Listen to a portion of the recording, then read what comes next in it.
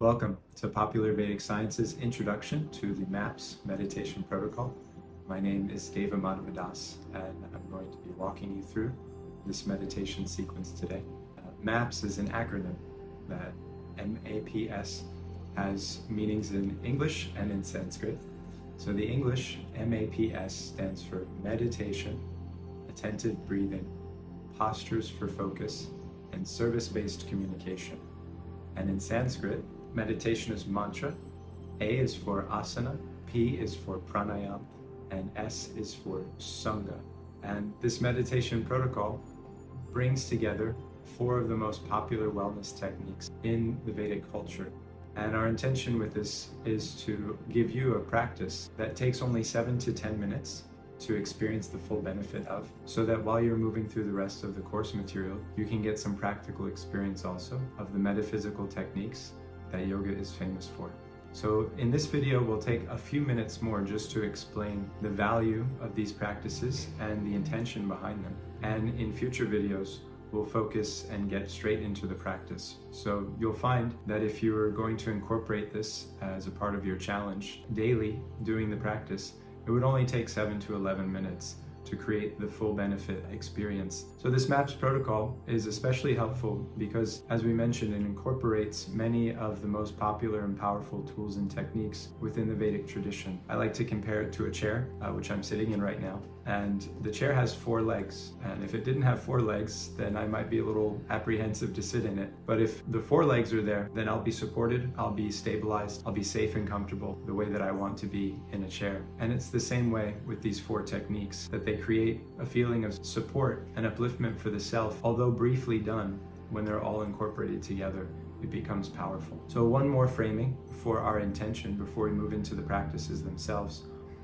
As with a MAPS, we use MAPS to navigate. And what are we trying to navigate through this MAPS protocol? The focus is navigating the relationship between the mind and body and the true self. And oftentimes in our world today, the relationship between the mind and body and the true self is inverted, so that the mind and body are in charge, they're running the show. And the true self, the Atma, is kind of put in the background, almost ignored. And when that happens, that creates feelings of anxiety and frustration, fear, envy, anger, things that can often build up to toxic levels, as we see a lot in society today, and many of us have probably personally experienced. So this MAPS protocol is a series of tools by which we can learn to properly reestablish that relationship, where the self becomes in charge again, and the mind and body become subordinate tools. It's not that the mind and body aren't important, but they're meant to be tools for the real self to use in the unfolding of its own true nature.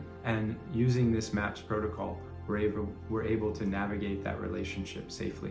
So how do we know that it's working? How do we know that we're actually going in that healthy direction? Our sense of internal purpose will start to shift. When the mind and body are in charge, then they're usually concerned about us in the shallow sense of the term. They're usually concerned in greedy ways about what we can get and what others might take from us and how we can defend and protect from that. Whereas the real nature of the true self is to be in a mood of service, to be ready to always give.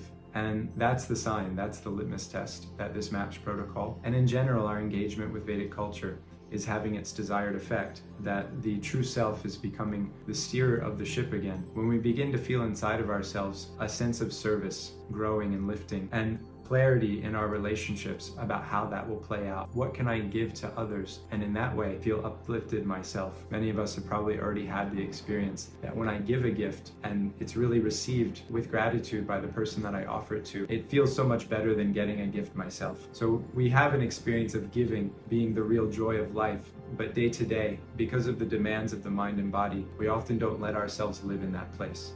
So this MAPS protocol allows us to make that adjustment and strengthen our sense of conviction and the possibility of service. So we'll begin our practice now. And this video is going to be available to you always, but encouraged to use for the first 7 days of your course.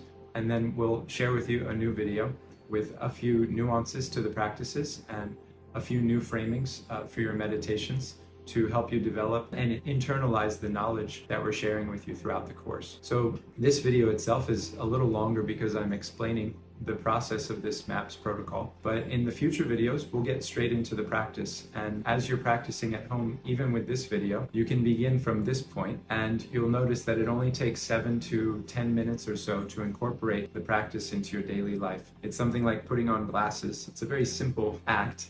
For those that need to wear glasses to clarify their vision. It's an essential thing to do. It takes only a moment. If they didn't take that one moment, the rest of their day would be very difficult. And for those that begin to meditate, begin to bring in these wellness tools, they find that the clarity it brings their life is transformational. And when they don't do them, even that simple 7 to 10 minutes, it has a noticeable and often negative effect. So we welcome you to really incorporate this as a part of your challenge. Bring in those 7 to 10 minutes of practice and receive the benefit. So we'll begin with postures for focus, and we're going to do so by inviting you to sit in a chair as I am, or if you're comfortable sitting in a cross-legged lotus position, you're welcome to do that as well. And begin with a straight back. And with your straight back, feet flat on the floor, you're going to bring your hands to palms facing up on your thighs. And this is actually our first position. The MAPS protocol is helpful for many reasons, and one, that it's been designed to be able to be done anywhere. So one doesn't have to be in a yoga studio or a church or a temple or a mosque to be able to create the sense of clarity and peace. Rather, sitting in your office, sitting in traffic, at home, with a few spare moments, not having to change clothes or places, you're able to bring in the benefits of these wellness tools.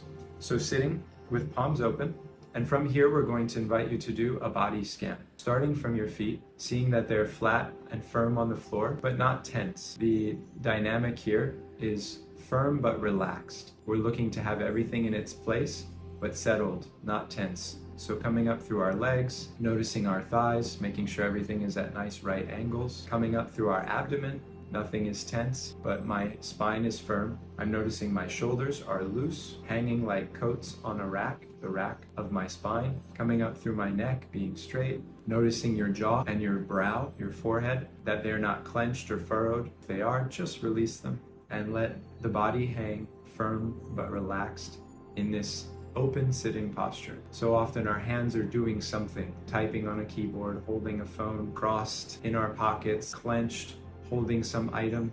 This open position is revolutionary for the nervous system. So many little nerve endings in our palms, and when they're sitting in this open position, it sends a subtle signal to the rest of our body that we are open, that we are in a receiving mood, and that there's nothing particular to do or to agitate. So from here, we're going to incorporate a very little bit of movement to tune in with our body. We're going to raise our hands up and then gently turn our hands over and let them fall back down to our thighs. There's a very simple movement, up and turn over, falling back down to our thighs. We're gonna do this 3 more times, and I welcome you to close your eyes so that you have as little to look and think about otherwise as possible. Really just focusing on the grace of the movement, doing it as smoothly as you can, coordinating the left arm, the left hand, the right hand, up and down.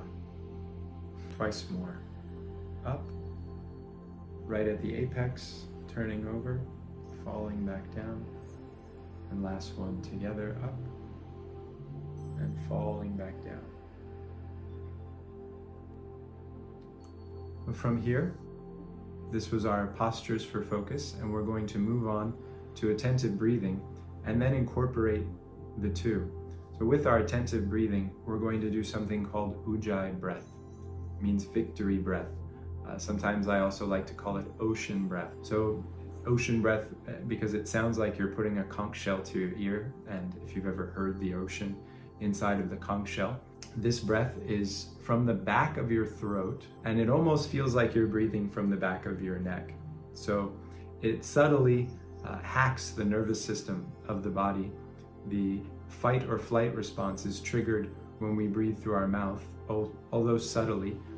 Our nervous system is heightened when we're breathing through our mouth, and breathing through the nostrils settles that. But in this Ujjayi breath, you don't even feel the air coming through your nostrils. So it creates a very powerful, subtle effect. And the way that you catch Ujjayi breath, breathing from the back of your throat, is to first gasp, pulling in air from the back of the mouth, so that you feel that cold burst on the back of your throat. And now we're going to do that same thing with our lips closed. So it almost sounds like we have a cough, like there's some phlegm in our lungs and we're having a hard time breathing. But actually this will be the easiest breath that you've ever taken once you get the hang of it. So we're going to keep our lips closed and take a deep inhale and then an exhale from the same place on my count of 3. 1, 2, 3. And then exhale.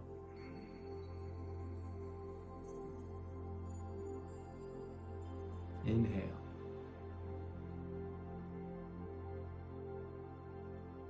Exhale.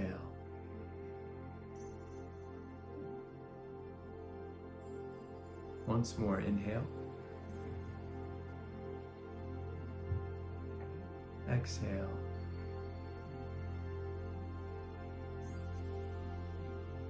If you're finding difficulty catching that breath in the back of your throat, then a good second option is to breathe through your nostrils. Again, it does settle the nervous system much more so than just breathing through the mouth. But if you're able to catch that breath in the back of the throat, that is the most calming.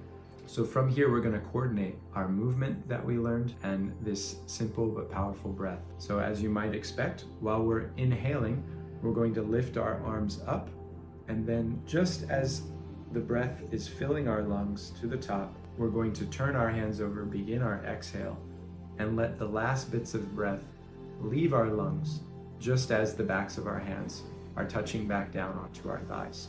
So on my count of 3, we'll begin with this inhale and arms raising up. 1, 2, 3.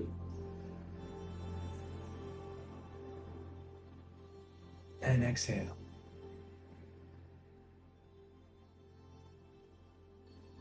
Inhale. Exhale.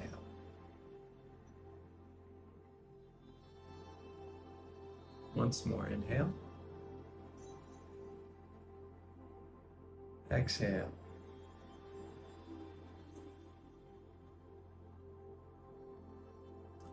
Now I welcome you here to pause the video if you'd like and continue this breath work and body movement together. Simple as it is, the longer you do it, the more settled the effect you'll feel. And when I'm doing this work in groups, I like to take a moment now to temperature check the room and see how folks are feeling after these first 2 practices. And for myself, I'm feeling settled after just doing these simple movements. You may ask yourself the same question. What has that effect been just after a few minutes of engaging with these tools? So now what we've done in a subtle way without having to explain it, just creating the effect, is that we've coordinated mind and body, which themselves are even usually on different pages. We spoke earlier about how the mind and body are usually not on the same page as the real self, but even the mind and body are often not on the same page. The mind is worried about something and the body is feeling hungry or tired, or there's an ache or a pain, and the mind is in the future or thinking about something in the past, worried,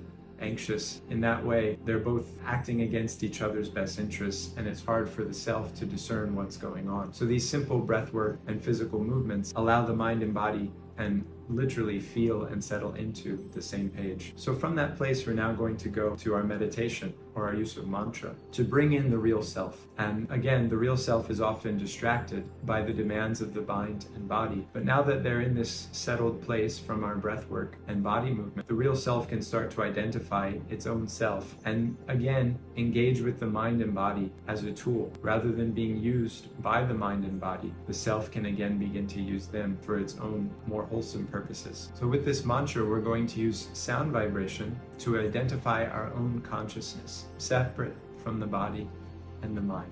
The imagery I like to consider is a river and a rock, boulder, in the middle of that river. The river is flowing, and that river represents the concerns of our body and our mind. And what this meditation with mantra is meant to do is to help us discern, help us identify our real self, which is separate from those concerns of the flowing body and mind, the flowing river. So this mantra acts as an anchor, as a rock in the middle of that river for us, our true self, to grab a hold of and to discern, who am I, aside from those thoughts that continue to flow? I'm hungry, I'm tired, how much longer is this going to take?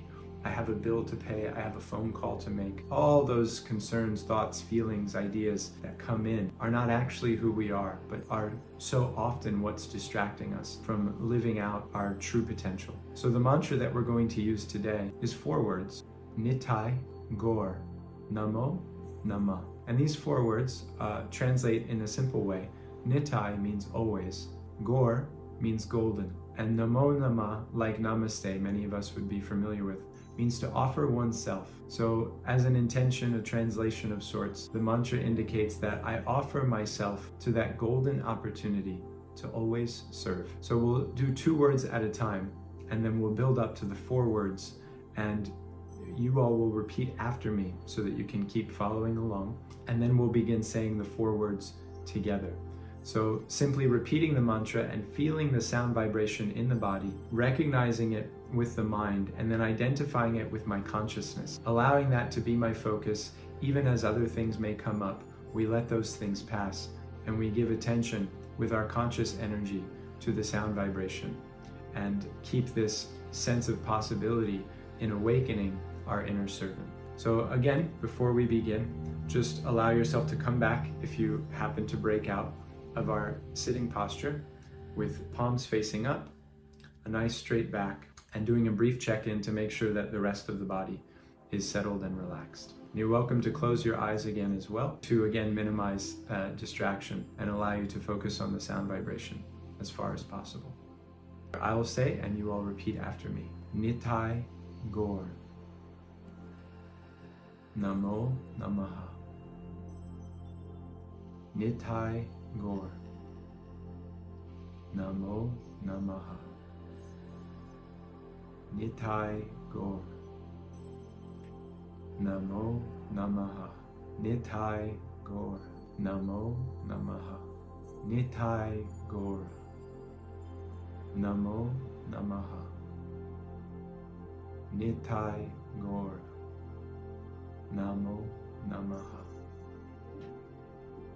Wonderful. So now we're going to incorporate the 4 words together, and in the same way, you all repeat after me the mantra, allowing yourself to feel the vibration in your body, focus on it with your mind, and identify with your conscious self that intention. Nitai, Gaur, Namo Namaha. Nitai, Gaur, Namo Namaha. Nitai, Gaur, Namo Namaha. Nitai, Gaur, Namo Namaha. Nitai, Gaur, Namo Namaha. Now we'll do the 4 words together. So on my count of 3, we'll say the mantra in its complete form 7 times. 1, 2, 3. Nitai, Gaur, Namo Namaha. Nitai, Gaur, Namo Namaha. Nitai, Gaur, Namo Namaha. Nitai, Gaur, Namo Namaha. Nitai, Gaur, Namo Namaha. Nitai, Gaur, Namo Namaha. Nitai, Gaur, Namo Namaha. And now we've done 3 practices: mantra, asana, and pranayama, or meditation, attentive breathing, and postures for focus. And our final exercise will be sangha, or service-based communication. Sangha is bringing the ethic of our practice, our individual work, into our relationships. And this, in many ways, is the most powerful ethic of yoga, because it's where we bring in the benefits that we're gaining individually into the relationships that matter to us, professionally, personally, romantically, with our family, with our friends. We try to bring in the work that we're doing and to help others do the same. And that's indeed the ethic of real sangha, is that I recognize the potential of others to also live out their servant self and discover their own self beyond the circumstances of their life that their mind and body are trying to distract them with. So sangha, from the place of a video, can be a little difficult, but we'll do it today by bringing in a piece of wisdom from the yoga culture and then asking you to reflect on that piece of wisdom and its dynamic in your own life. And the dynamic we'd like you to reflect on today is the potential of gaining freedom through restriction. It's a little counterintuitive, just in the same way that it's counterintuitive that by giving something I will actually get, I'll be happier than if I were to get something myself. So it's a little counterintuitive to think that through restriction we gain freedom. But this is a dynamic that many of us have experienced before already, and it's something that's spoken to again and again in the Yoga Wisdom text, that by restraining myself, I actually create freedom and energy in areas of life that matter more to me. So I'll share a simple example from my own life, and then I offer you to close out your MAPS practice by reflecting on this dynamic in your own day. And for the next 7 days, examining this dynamic of restriction and how by bringing it in certain areas, you'll create freedom in other spaces. So in my own life, I recently took responsibility for how I was using my time. And we have this saying of free time, and we use it to do so many things which are often a big distraction, social media and Netflix and video games and the rest, which as diversions can be helpful, but when they become a core part of our lifestyle, can often be big drains on where we really want to go and who we really want to be. And so I noticed recently that my own scheduling of the day was not as tight as it should be to be able to create the time that I wanted to spend with the people that matter most to me. So I established a schedule, a calendar that I could share with my friends, family, and coworkers. They could establish time within that calendar for themselves using a simple link to be able to bring in and make some claim for the time that they wanted with me. And in just a few weeks, freed up so much of my own mental and emotional energy trying to schedule things with other people, trying to figure out who and what and when and where to do. I just make it easy by sending it to folks, here's where I'm available, here's where I'm not. And they are able to figure out from their own life and where they are, where that fits in so that we can get some time together. And it's been uplifting and a huge weight off to not have to figure all of that out on my own and wondering each day what part of my day is going to be claimed by whom. So by restricting myself in the way of creating this schedule and blocking out pieces of time where certain things go in certain places and other things don't happen at other times, it's actually creating a lot of freedom for me mentally and emotionally. So I invite you now to consider where bringing in this dynamic of restriction would create freedom for yourself in other areas of your life. And again, this is a meditation that goes in many directions. This is a consideration that can bear out a lot of dynamics, and so we welcome it for the next 7 days as a part of your MAPS protocol experience to consider this principle of freedom through restriction as a part of your meditation. Thank you so much for your time. All the best in your practice.